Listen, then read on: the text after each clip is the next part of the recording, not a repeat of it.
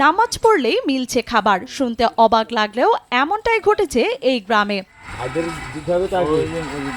গ্রামীণ পাকা সড়কের পাশে টিনের ছোট্ট একটি ওয়াক্তিয়া মসজিদ। এই মসজিদ ঘিরে গড়ে উঠেছে এক ব্যতিক্রমী মানবিক উদ্যোগ। সবার জন্য অফার দিয়েছি যে সকালবেলা যদি কেউ ফজরের নামাজ পড়ে তার যদি বিনামূল্যে তার খাবারটা দেওয়া হয়। এখানে নিয়মিত নামাজ আদায় করতে আসা মুসল্লিদের জন্য রাখা হয়েছে বিনামূল্যে খাবারের ব্যবস্থা। প্রতিদিন ফজরের নামাজ শেষে মুসল্লিদের পরিবেশন করা হয় গরম খিচুড়ি আর ডিম ভাজি, আর বিকেলেও থাকে রুটি সবজি সাথে ডিম ভাজি। সাইডে রুটি একটা ডিম ভাজি 30 টাকা নেওয়া হয়, আর যারা নামাজ পড়ে তাদের কাছে কোনো টাকা নেওয়া হয় না। তারপরে আপনার যে আমি খিচুড়ি বিক্রি করি, 2 প্লেট খিচুড়ি বা 3 প্লেট খিচুড়ি একটা ডিম ভাজি দিয়ে 30 টাকা নেওয়া হয়, আর যারা নামাজ আদায় করে তাদের কাছে কোনো টাকা নেওয়া হয় না। প্রতিদিন এর আগে খেতে 200-250 জন করে খেতে 300 জন করে খেতে, এখন আপাতত 70-80 জন লোক খায়। নামাজ শেষে সবাই বসে একসাথে খাবার খান এখানে। যাদের সামর্থ্য আছে তাদের কাছ থেকে নেওয়া হয় নামমাত্র মূল্য, আর যারা পারেন না তাদের জন্য সবই বিনামূল্যে। 5 ওয়াক্ত যারা নামাজ আদায় করে অল্প মাত্র কিছু টাকাও নেয়, অনেক সময় ফ্রিও খাওয়ানো হয়, সব সময় ফ্রি। এতে মাদ্রাসা যে আপনার আছে, আমাদের পাশে গ্রামে একটা হাফিজিয়া মাদ্রাসা আছে, নিয়মিত কিছু মাঝে সাঝে ফ্রি খাবার দেওয়া হয়, আর অল্প মাত্র 10-20 টাকায় খাবার দেওয়া হয় পেট পুরে।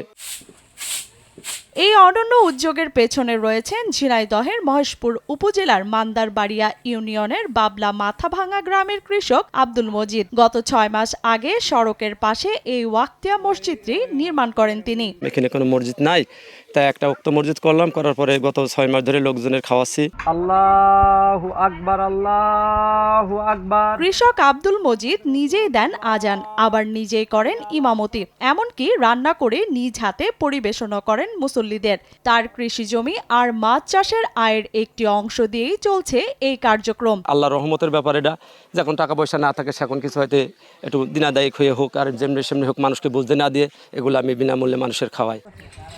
মূলত আল্লাহর সন্তুষ্টি লাভের আশায় এমন উদ্যোগ নিয়েছেন বলে জানান কৃষক আব্দুল মজিদ। আল্লাহর উদ্দেশ্যে করি যে একটা মসজিদ আছে, মসজিদটা চাল হোক, আর সবার পেটের একটা খিদে আছে, এই খিদে অনুযায়ী মাঠে লোক কাজকর্ম করতে যায়। যে দেখছি যে এখন 50 টাকার খাবার না খেয়ে 20 টাকার খাবার খেয়ে সে যদি আমার জন্য দোয়া করে, দেশের মানুষের জন্য দোয়া করে, সবাই যাতে ভালো থাকে। এদিকে এই উদ্যোগ শুধু খাবার দেওয়ার মধ্যে সীমাবদ্ধ নয়, এটি মানুষকে নামাজের প্রতি আরো আগ্রহী করে তুলেছে বলে জানান স্থানীয়রা। ওখানে একটা মসজিদ আছে, ওকেও নামাজ পড়ে, সেখানে তার নামাজ পড়ার জন্য বাধ্যতা বলে যে এখানে খাও, এখানে নামাজটা পড়ো।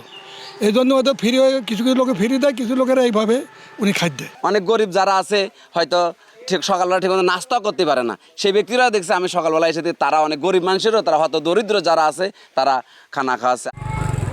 ধর্মীয় চর্চা আর মানবিক সহায়তার এমন সমন্বয় এলাকা জুড়ে হয়ে উঠেছে এক অনন্য দৃষ্টান্ত।